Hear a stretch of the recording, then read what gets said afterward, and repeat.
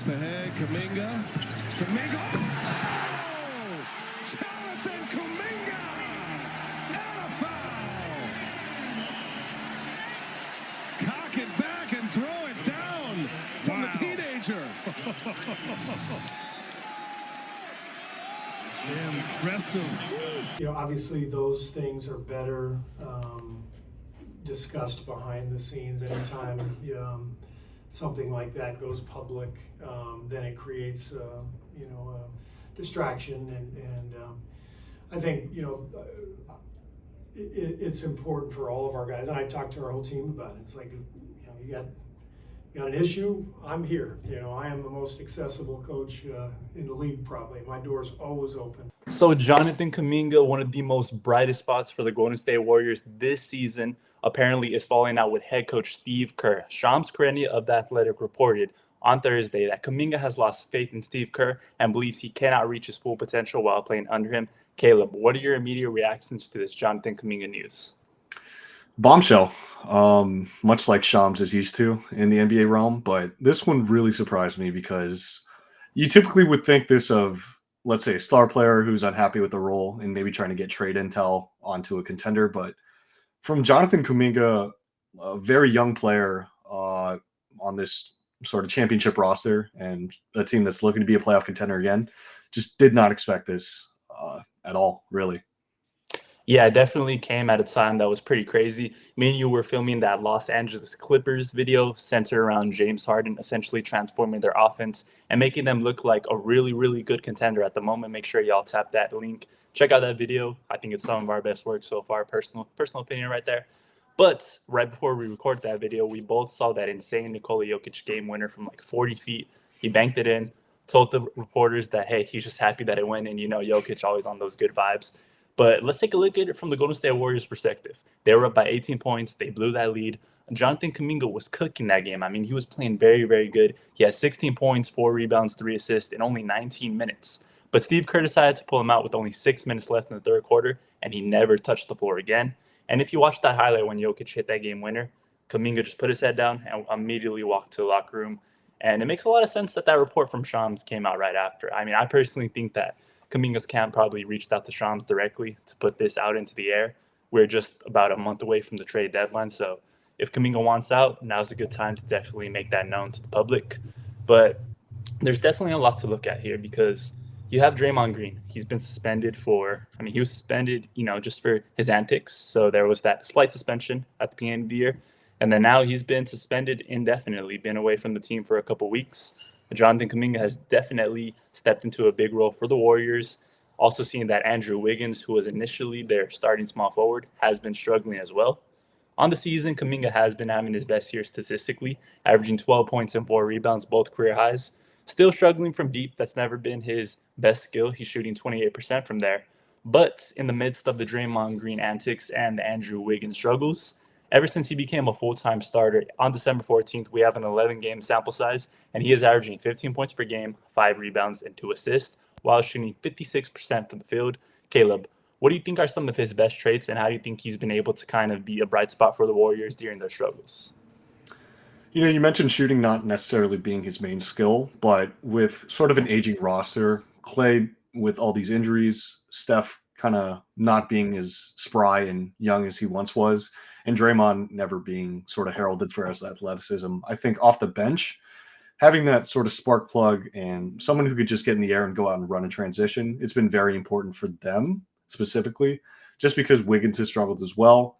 And having some youthful energy in the room, someone who can get you some offensive rebounds, like Kevon Looney, but also someone who can really sprint and also defend at a pretty good level, along with that sort of athletic perk to his game.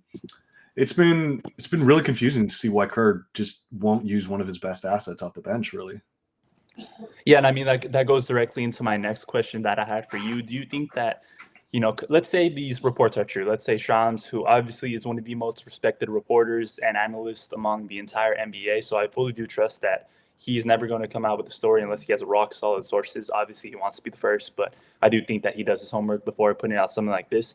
Do you think Kuminga's concerns are valid here? And I mean, We saw that today, literally one day, or literally the same day that the report came out from Shams. The Golden State Warriors beat the Detroit Pistons in a pretty tight game, and Kuminga actually logged the most minutes in a win. He logged 35 minutes, just ahead of Klay Thompson, who had 34 minutes. Do you think his concerns over the past couple of months have been true?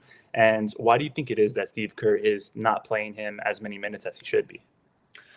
So to answer the first part of that question, I think his concerns are very valid, considering he was part of that championship core in 2022 and part of that draft class alongside Moses Moody, who's also voiced some discontent with his playing time uh, lately. I know that he only logged, I want to say, 9 minutes, and he came in during the fourth quarter of this game too. That kind of came as a footnote in that Shams article, but Moses Moody alongside Kuminga, they have every single right to be as upset as they are right now. When you think about Jordan Poole and the role that he played in the championship run in 22, he was basically the third best player on that roster, I want to say, and he contributed a lot of three-point scoring and some decent passing. But when you talk about Kuminga and Moody, they've both been there longer than Poole's significant role. And even when you talk about their promising rookies of this class, when you talk about Brandon Pajimski and Trace Jackson-Davis from this draft class, they're getting more run off the bench and more looks from Steve Kerr than two guys who, at this point, are veterans on the team. Granted, it's so hard to string together two timelines together. People in sports, it's never an easy thing. The Spurs, they kind of did it with Kawhi. They won a ring with him while also ushering out their old core of their big three with Manu, Tim Duncan, and Tony Parker. You look at the Patriots in another sport. Tom Brady, Bill Belichick, they won 3 to start the 2000s, and they won 3 more in the 2010s. But you look where both of those teams are now, disrespectful to their sports. Spurs obviously have a bright future with Victor Wembanyama, who had a great game on Thursday against Giannis. It was a great matchup to see in the real basketball, as you said on your Instagram. Real hoops, and sort of that first game of the Thursday doubleheader before Jokic hit the game winner in Golden State. But to get Victor Wembanyama, such a talented player, you had to get the first pick, and getting the first pick obviously involves a lot of losing. When you look at the Patriots right now, Bill Belichick, people are saying he's not what he once was. They're currently slated to have a top 5 pick, and he might not even be the coach, despite his track record of 6 Super Bowls there. So just when you think about how Golden State as a whole, they've shifted and tried to tether these two lines. They shipped out Jordan Poole probably at the behest of Draymond Green, who has some level of influence with his extension this summer. Bob Myers didn't seem like he wanted to deal with it. Their architect for those championship rosters, he traded that post in for a cushy ESPN analyst job, and I don't think he's looking back. I don't think he envies Mike Dunleavy Jr.'s position in any way, shape, or form, because what you have now is Steph Curry. He's 35, but he's still playing at an all NBA level, MVP caliber talent, one of the best players in this league. And you're essentially wasting the last years of his championship prime. Last year in championship defense, the pieces quite didn't fit together. You lost Otto Porter Jr. from that championship run, and he was a really big and underrated piece for them, I feel. You lose Gary Payton for half the season due to a contract, and Jordan Poole doesn't show his best stuff, and you lose in 6 to the Lakers. You make a couple moves in the offseason. You lose Dante DiVincenzo. You bring in Dario Saric. You bring in Chris Paul for a bit of that veteran leadership because, as Draymond said, you wanted an adult in the room. But, yeah, it's really odd to see just these two separate timelines and Steve Kerr just being unable to pick a direction. I think Steve Kerr is definitely in a very awkward situation, and we've seen this bubble up over the past couple of years. When the Golden State Warriors won that title back in 2022, everybody was looking at them as having the perfect mix of very experienced stars. You kept that big three of Klay Thompson, Steph Curry, and Draymond Green. Klay Thompson successfully somehow returned from not only tearing his ACL, but also his Achilles. And it's just crazy to see how they were able to still put together that run. And many were questioning if that was their last dance together, if the Warriors were finally going to move on from definitely not Steph, but maybe Draymond Green, maybe Klay Thompson. You look at their core at the time, they had Jordan Poole, who was looking like the third Splash Brother. Everyone was calling him the Pool Party. You had that death lineup where he was playing some very, very good basketball, held it down when Steph Curry was hurt. And then you also had Jonathan Kuminga, who was a lottery pick, played for the G League, Ignite, super athletic, can guard multiple positions. He was pretty much the perfect young guy to eventually take over the team with Jordan Poole. And then also Moses Moody, another wing who was able to score the ball and do a lot of good things. Kind of essentially some things that Kuminga couldn't at the time. Obviously, coming out of the G League Ignite, he wasn't a very sharp shooter.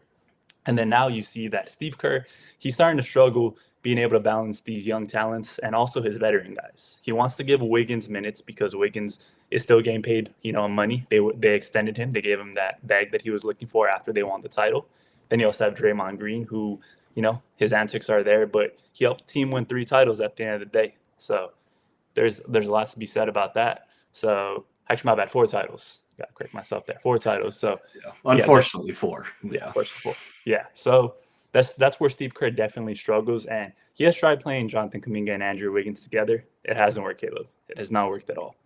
In 131 minutes together, the two of them, they are accumulative minus 66 on the court. That ultimately led to Kuminga replacing Wiggins in the starting lineup. But because Steve Kerr still wants Andrew Wiggins to be a part of this team, to be a part of this rotation, 1, to not hurt his ego, and 2, to make the most of his contract, he's giving him minutes, and that is hurting Kuminga's confidence and his rotation minutes as well. So, do you think that Andrew Wiggins is ultimately going to get moved? Do you think he's going to stay on the team? Do you think it's going to come down to making a decision between Wiggins or Kuminga? That's an interesting point there. I think just because of his contract and the extension linked to him, because he's got multiple years left from that championship sort of taxing contract that you had to give him. I think if the Warriors were to make any move this season, I think they'd be more likely to move Chris Paul, even though he's had some really good moments in chemistry with Steph Curry as a smaller lineup. I think you just need to get more size as a team. Now, granted, Kuminga, he's 6'7", and Steve Kerr, for some reason, isn't going to use him. And with Draymond Green being out due to suspension for multiple sort of on-court antics, like you mentioned, I think Chris Paul would be the more likely to move, although like from a team building perspective, that makes more sense to me. But in terms of maybe on-court chemistry, I don't envy Mike Dunleavy Jr.'s position. I will say that, because he's got a lot of things to figure out, a lot of big contracts, a lot of aging vets. I know that Clay's up for a big contract this summer, and he's recently made comments that he's not the same player he once was. And I really respected his honesty in that, because a lot of fans were coming at him for shot selection and lack of defense from his prime before the injuries. But yeah, Golden State, it's not pretty right now. They're definitely far removed from the championship sort of defense that we are all used to. Okay, so on the topic of trades, you mentioned that they need size. You're mentioning the trade deadline that is coming up in a month. There's a certain man in Toronto that is 99% likely going to get moved, and that is Pascal Siakam. You look at the Toronto Raptors situation right now, they finally moved OG Anunoby after years of rumors, after years of this, that, and like I said, Siakam is probably next, because the Toronto Raptors 2024 draft pick in the first round, it is top 6 protected, or it will go to San Antonio if it lands outside of the top 6. So it just makes sense for the Raptors to trade away someone that is helping them win games, get some other pieces that are going to help them develop for their future. So let's look at it. Do you think that Pascal Siakam is a potential fit for Golden State, especially seeing that now the Sacramento Kings have reportedly pulled out of the sweet states to try to get him? I think he definitely is. He brings rebounding, a bit of size there, and just another on-ball creator, just to give Steph some room to operate. I know that he's had to play off the ball a lot more this season, with Chris Paul being a traditional point guard, and his assist numbers are way down this year compared to years previous.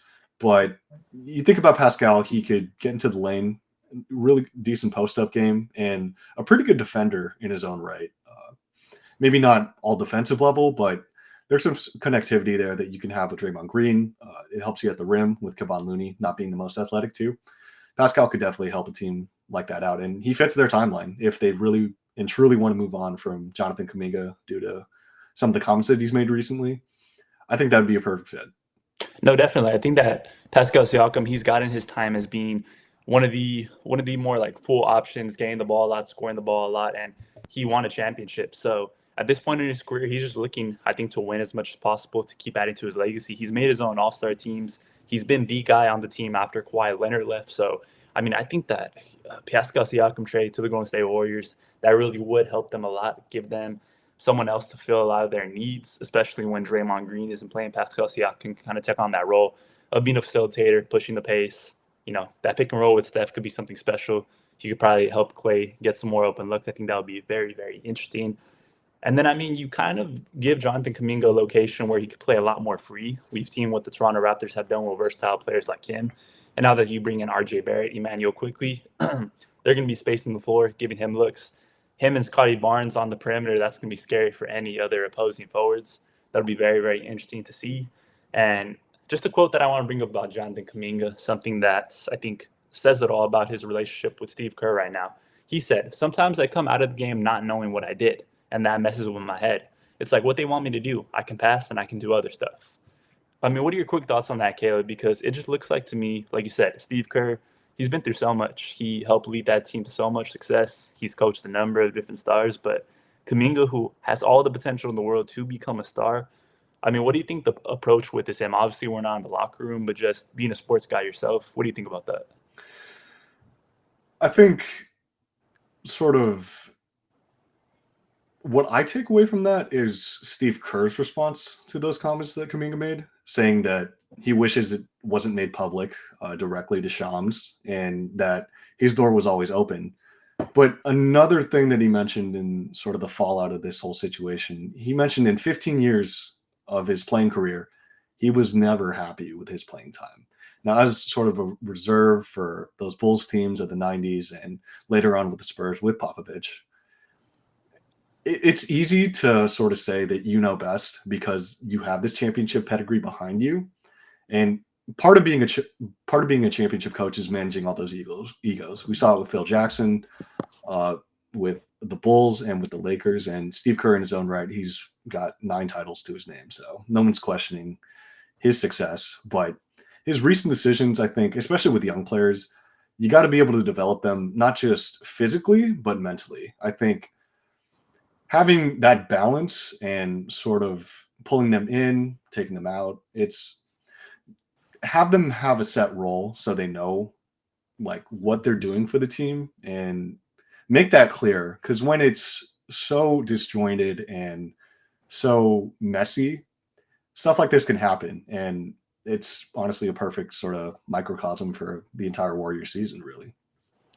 Definitely. And I think you bring up a great point in bringing up that Steve Kerr quote saying that he was never happy with his playing time because at the end of the day, these guys, they're looking to be great teammates. They're looking to win, but ultimately they're also looking out for their own careers. The more minutes that Kuminga gets, the more he's able to produce, the better stats he's able to get, the more money he's able to get in the long run. So, other than just helping the team, he has to look out for himself. And if he believes that a trade can get him somewhere where he's going to be able to set himself up and his family better, kudos to him. You can never fault a man for doing what they need to do. At the end of the day, this is not just sports. These are these guys' jobs. So definitely do respect this about him. It could have been done in a different way where he went to Steve Kerr, but we're here now. He got the most minutes in the game today, and they won. So looks like everybody is happy for now. He also got a haircut, so new year, fresh start. Maybe he's going to be on another team in a month with that cut. We'll have to see. My final question for you on this topic, Caleb. Would you rather see Kuminga go to a team like a Toronto or a Charlotte, or even a Detroit where, they're not super, super good right now. They're not in a position to contend, but he can develop. He can kind of get more touches. Or would you rather have him go to a contender where his role could be fit in right away to fight for a championship and play some winning basketball? I would say contender, but the thing is, he's kind of already on one considering the talent on the roster with Golden State. I don't think it'd be partially beneficial for him to be sort of like a Jordan Poole, taking an example from a former Warrior on sort of this tanking team where he's kind of just balling for fun and vibes rather than, I guess, championship actual contention. I think it's got to be up to Kerr to say something and actually fix it. And today was a great start in that direction. 35 minutes, and he brought some decent energy. Granted, close win over the Pistons. That's probably not going to make you feel any better about where you are in the standings, especially considering you still have one of the best players in the game with Steph. So I don't know what they're going to do. I think my preference would be they sort of figure it out and maybe get to like a top 6 seed, because the West is still relatively close now.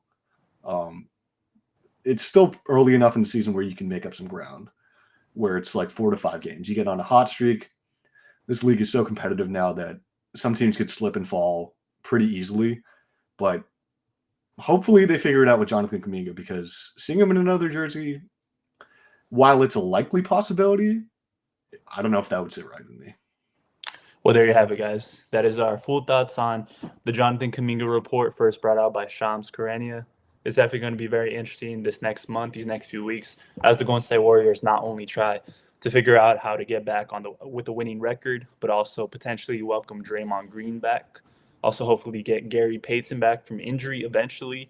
Steph Curry, he can only do so much himself. We've seen him kind of shoot tour dates in a couple of these games because obviously he's not getting too much help. Klay Thompson on and off here and there. We get some vintage performances.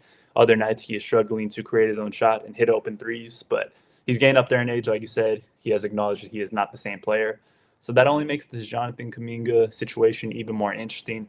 Like you said, Moses Moody has also quietly expressed that he's not happy with his role. So, the two wings of the future, we're going to see if they're still part of the Warriors' future very, very soon. Caleb, my man, thank you for joining me like always. Thanks for having me. Yes, sir. Yes, sir. So we're going to be dialed in with these trade rumors, with these all-star votes, everything in the next coming weeks. So make sure you tap that like button, subscribe, notifications on. Y'all know what to do. Have a good rest of your day.